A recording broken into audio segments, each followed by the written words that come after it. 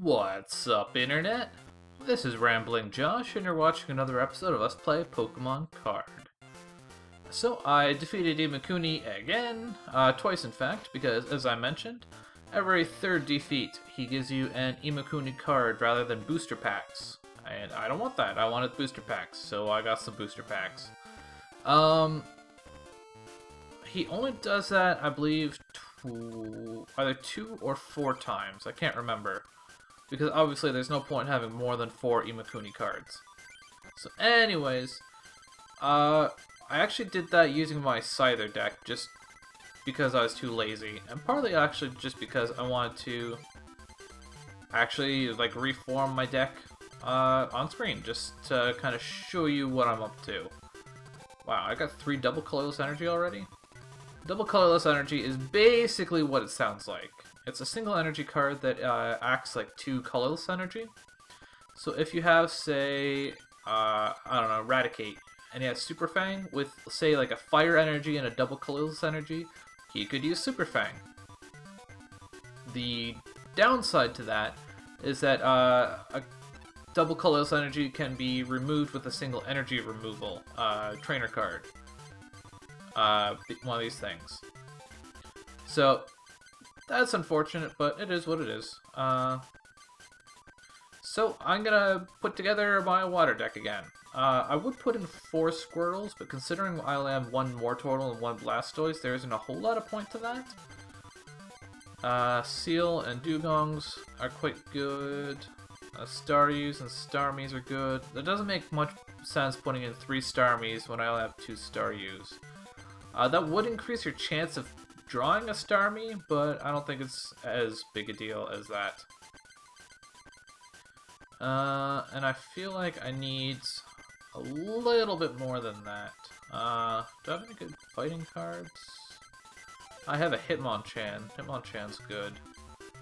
Usually, typically you want to restrict a deck to 1, maybe 2 colors. Or, I guess, types. And considering I have so many water types in here already, specifically basic, not so much evolutionary as well, usually colorless is the best option for substituting in for the second type if you have a fairly significant type of a single type. Like, I could go water fighting, but it would be best to kind of split it down the middle. The problem is in energy. If I want to stick to a single type of energy, like, if I want to have a single Hitmonchan, he needs fighting energy. So, to actually have a chance of drawing that fighting energy, I would need to put in a whole bunch of fighting energy, and that energy's going to be completely useless to most of my water Pokemon. Not completely useless, but mostly useless. So, it's usually best to either split it down the middle for each type, or preferably, my preference is to just stick to 1 type and then put in some colorless because they can use the same energy. So some good. Rattata is pretty good colorless, just because he can do 20 damage off of 1 energy, which is pretty good. Raticate is okay, mostly just to fill space. I think that's good. I probably want to fill the rest with trainers. Energy removal is good. I don't care about Pokemon Center. Pokeball's good. Scoop Up's good. Don't really need Switch. Mr. Fuji, what's that do? On your bench. Okay, that's good. That's a decent card. I'm not going to use it, but it's decent. I don't really care for plus power. Item Finder, does that switch your discard? Yeah, okay. Potion, I wish I had more potions. I'll go with another full heal. Recycle, put a card. Okay.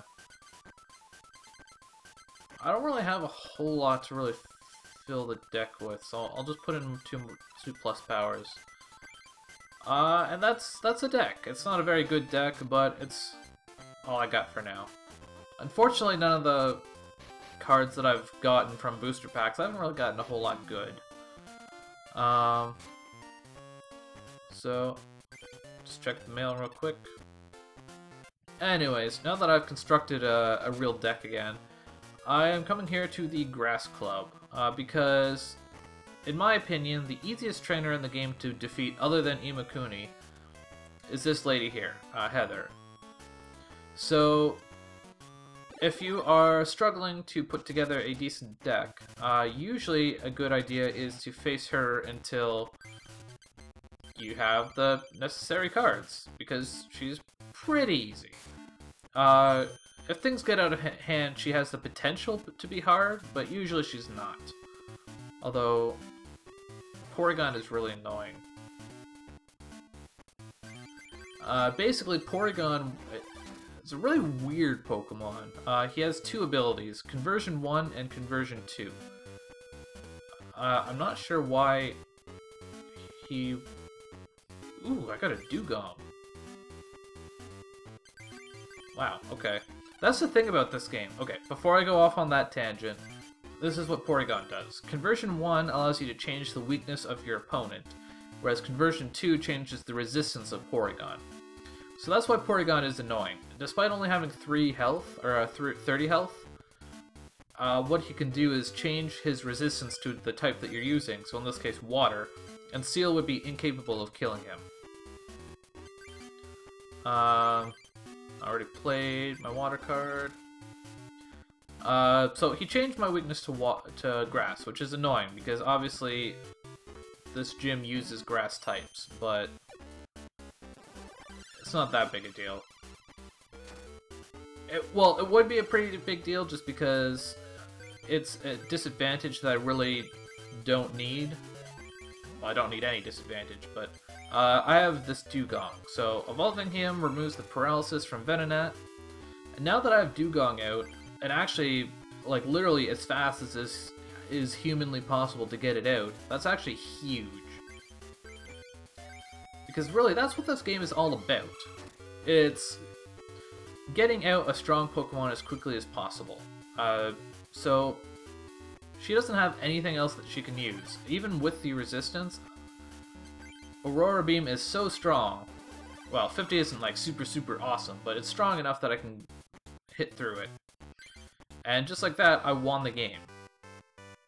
And that's what this game, the Pokemon trading card game, is basically all about. It's getting Pokemon out, strong Pokemon out as quickly as you can. Because, ooh, Electabuzz, that's pretty good. I'm probably never going to use it, but it's a good card. Ooh, another Dewgong. That's even better. So, okay, well, I didn't really... Obviously, I didn't expect that to be that quick. I'll just fight her again while I wax lyrical a little bit about what this game is all about. So, as I said, at least twice now, it's all about getting out good Pokemon as quickly as you can. So, it's a game of chance. It's a card game. That's just the way that it works. So the key to this game is,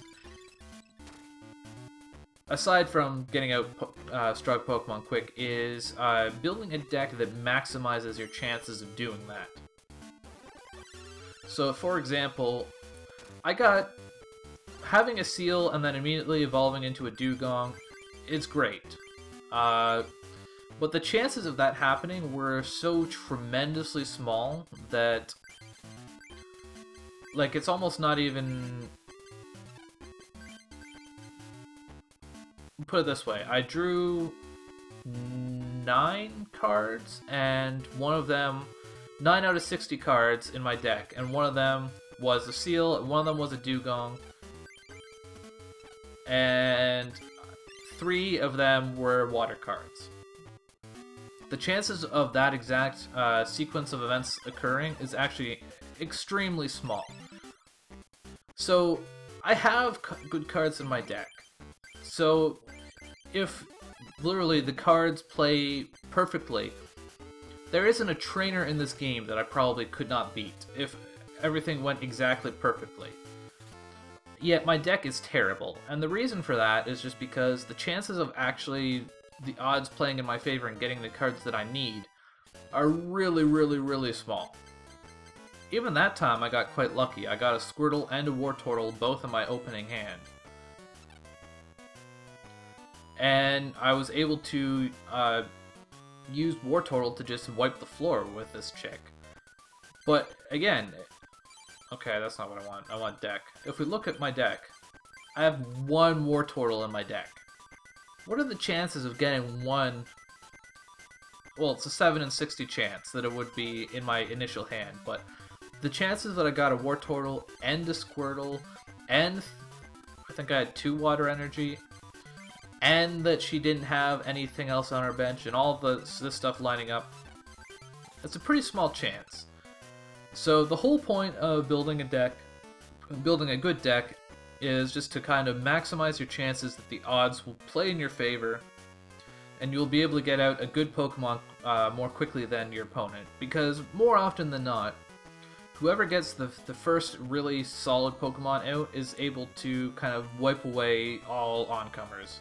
That's not always the case, and oftentimes in the really good matches, you can kind of go back and forth a little bit, and you can strategize to kind of stall for time or minimize your losses or whatever. But anyways, I don't think I can really do a whole lot more in this episode. Unfortunately, I still didn't really get a whole lot good. My water deck is not coming along too well at this point. Although I did get another Dewgong. Dewgong's quite useful, especially early on in the game. Some people might not like him for like long-term, like end-game water decks. I'll have to see when the time comes. Sometimes I like him, sometimes I don't. But at the beginning of the game, he's really useful. And now I've got 2 of them, which increases my chances of getting that Dewgong out. So anyways, I will fight Imakuni again, hopefully get something useful. Probably tweak my deck a little bit because I did get some trainers and some evolutions and stuff that I can put into it. And then I'll catch you back here again for the next episode of Let's Play Pokemon Card. Catch you later.